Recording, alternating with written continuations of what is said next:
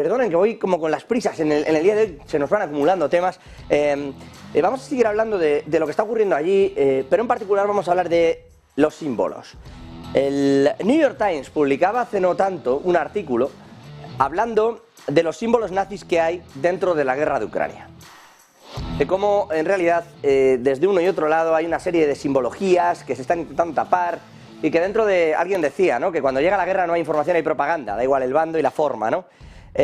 Bueno, pues quizá dentro de todo eso hay cosas que se han ido tapando y cosas que no, y hay cosas que han socavado, decía el New York Times, la imagen, ¿no?, que se tiene del ejército ucraniano. Vamos a hablar durante los próximos minutos con alguien con quien siempre es un gusto charlar y a quien siempre es un gusto saludar. Zigor Aldama, periodista especializado en asuntos económicos y geopolíticos. Gustazo, muy buenas noches, ¿cómo está? Hola, buenas noches. Zigor, yendo más allá de todo esto, del aspecto puramente geopolítico y militar que veníamos comentando, yendo a esa parte de los símbolos, ¿no?, lo que se quiere decir, la fotografía, lo que hay, se está empezando a rumorear que, igual que Rusia, bueno, pues hay parte de esa propaganda que no pone, ¿no?, que si toda la parte de los niños, lo que se ha hablado hablaba antes de Petrushov, se hablaba de tantos y tantos, ¿no?, que hay en esa parte. Pero se está empezando a hablar también de que los ucranianos, bueno, han estado tapando determinados símbolos, etcétera, en las fotografías, y decía el New York Times si esto no socava también la propia credibilidad del ejército ucraniano. Claro, al final esto tenía que pasar en los dos bandos.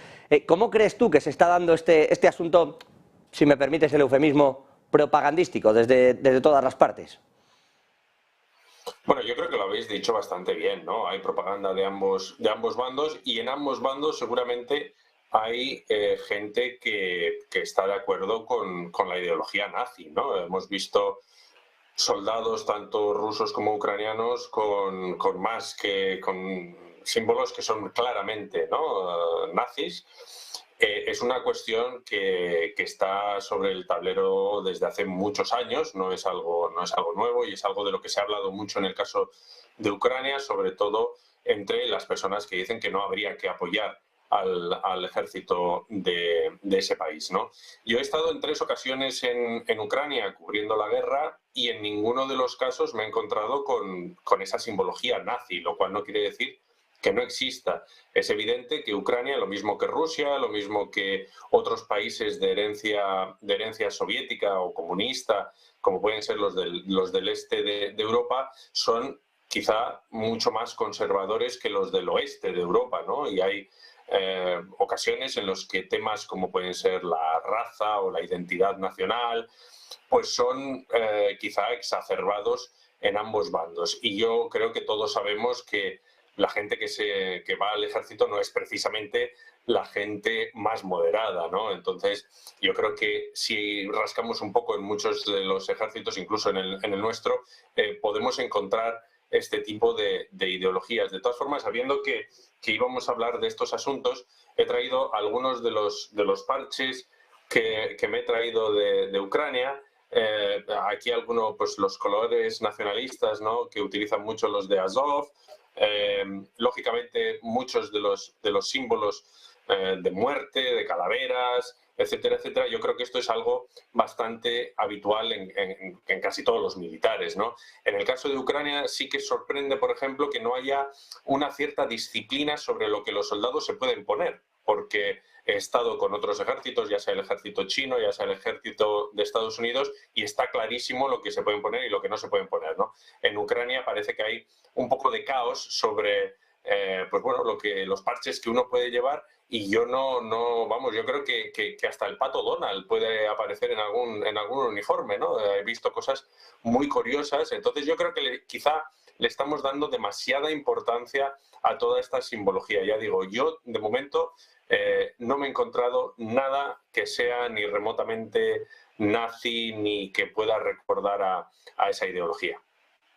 Puede ser que esto pase porque, salvando las distancias y comprendo la expresión, Ucrania en realidad estaba todavía por cocer, es decir, venía de cambios de gobierno, de problemas con la justicia, se hablaba de desapariciones incluso en el país en los años previos, de que la justicia debía adaptarse y su economía también para poder entrar en Europa. Quiero decir que de pronto lo hemos convertido todo en algo que debe hacerse muy rápido. Incluso la Eurocámara está urgiendo ahora a la OTAN para que Ucrania sea miembro rápidamente de la OTAN.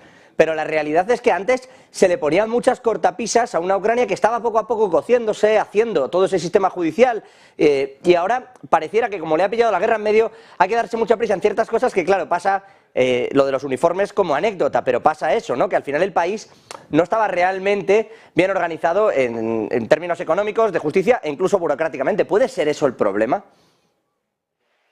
Yo creo que ese es el problema y los propios ucranianos son plenamente conscientes de ello y, de hecho, muchos comentan que si algo puede tener de positivo esta guerra es que Ucrania se va a acercar muchísimo más rápido a los estándares europeos en temas de corrupción, en temas de derechos humanos, en temas de simplemente de la propia gobernanza democrática del país, ¿no?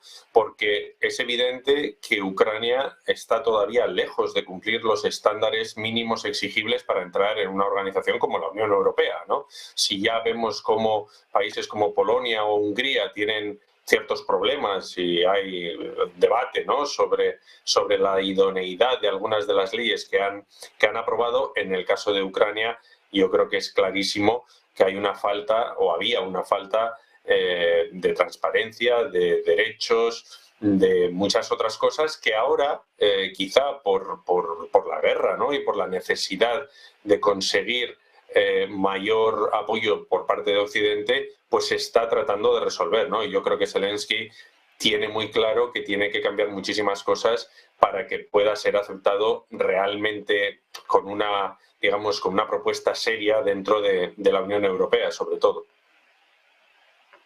Por dejarte marchar ya, Zigor, pero agradeciendo, pues eso, que estés diciendo lo que hay, ¿no?, de un lado y del otro, que siempre es de agradecer.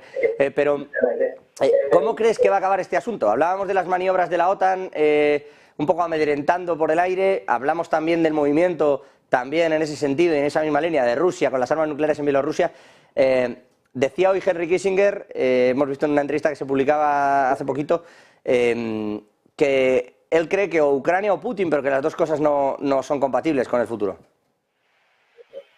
Yo espero que no, yo espero que no haya que llegar a ese extremo, pero ya digo que lo suelo decir siempre, yo pensaba que Rusia no iba a invadir a Ucrania, entonces tampoco es que mi bola de cristal sea la más fiable de todas, ¿no? Pero yo espero que alguno de los... Es muy difícil, efectivamente, que haya una victoria clara de ninguno de los dos bandos.